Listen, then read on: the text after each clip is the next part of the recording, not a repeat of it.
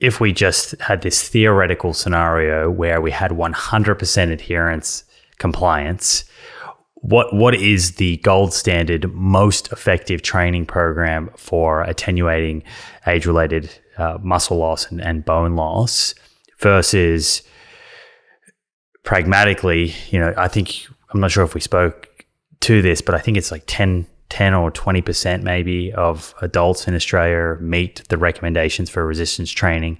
And I think you said earlier that time is one of the biggest barriers. So the second question is, what's actually generalizable and going to be something that's people are going to follow and shift the needle. So if we focus first just here on if we could lock people up and make sure they did exactly what we said, because there are some people listening that will do that. Will do that. They're not going to be the majority.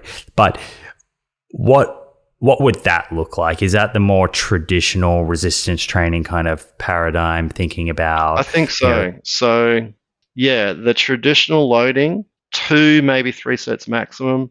But again, really focusing on those major, not necessarily muscle groups, which is more of a bodybuilding focus, but movement patterns. So as I mentioned before, an upper body pull could be a lat pull down, it could be a cable row, a dumbbell row, a pull up or chin up if they're strong enough. An upper body press is your bench press, shoulder press sort of movements. Squat patterns, any sort of sit to stand. The lunge pattern, so one leg in front of the other, is really important for balance. If we look at something like a trip-related fall, the back leg then has to swing forward rapidly. You have to detect your loss of balance first, swing that leg forward, plant that leg in front of you, produce large forces quickly through that new front leg to stop you falling over. So those different lunge movements can be really good to improve that sort of ability, but also just function in general.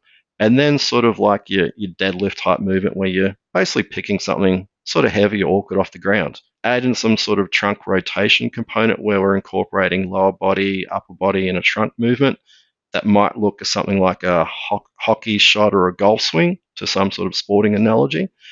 That in itself is a pretty comprehensive sort of movement and strength prescription that'll also target all of the large major muscle groups in the body. So doing that should also give you a pretty thorough hypertrophy response. And particularly for bone, then adding in some level of impact loading seems to be important as well. So progressively just slightly bigger jumps and landings. Again, being really careful of that progression, seeing a physiotherapist or exercise physiologist perhaps about that initially.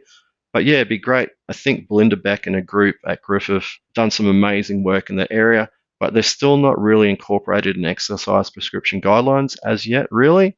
So it'd be nice to see how the average exercise professional can start to incorporate that in a progressive overload fashion. So is it dropping from a 5 centimeter box, landing on the ground or something? They use TheraBands, I think, as well in some ways. But how we actually would progress that impact loading and what sort of impact difference would a 5 or a 10 centimeter drop mean in terms of loading at the ankle and the foot up through the body, because we know those forces will be reduced as it goes from the foot up to the spine. And ultimately, if you want to increase spinal bone mobility, bone density, that might be a different prescription than we need than for something in the shin or the hip to some extent, just based on those reduction forces as we go up the chain on landing. So that would be the ultimate prescription. 2 or 3 days a week is all that's required.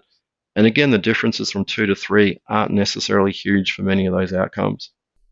Okay, so just to summarize, that's what you've described there of 2 to 3 sets per movement pattern. So this would kind of be like a full body workout circuit that someone would then go and do 2 or 3 times a week. Yep. So it could be 10 to 15 sort of total sets, adding in some impact and balance as well in that program, either in that session or another time.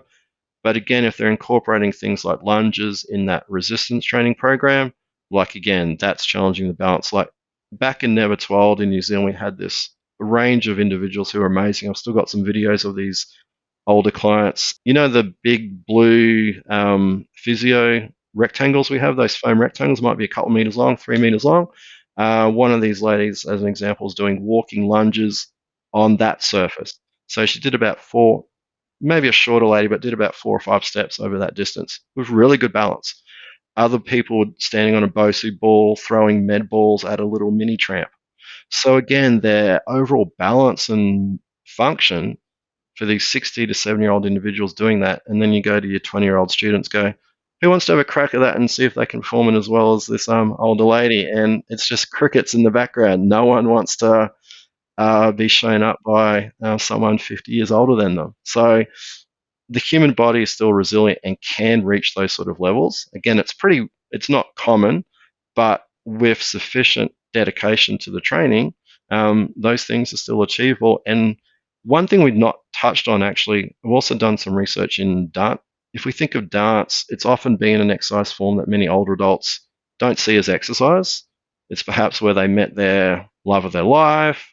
It involves balance, flexibility, strength, power, coordination between another person, those perceptual challenges of seeing where people are in space, either avoiding them or coming together at different times. So again, you look at some of the cultures where dance is really popular. These people, as they age, are still highly functional.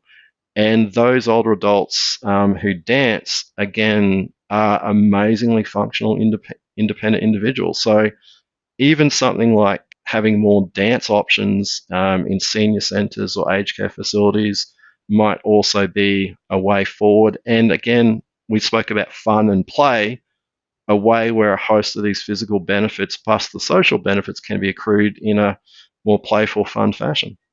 Right. More raging, everyone. Yeah.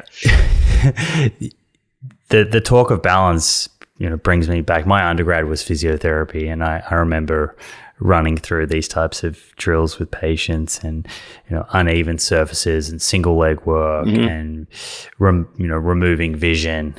All these things are really neat to kind of play around with in a safe way.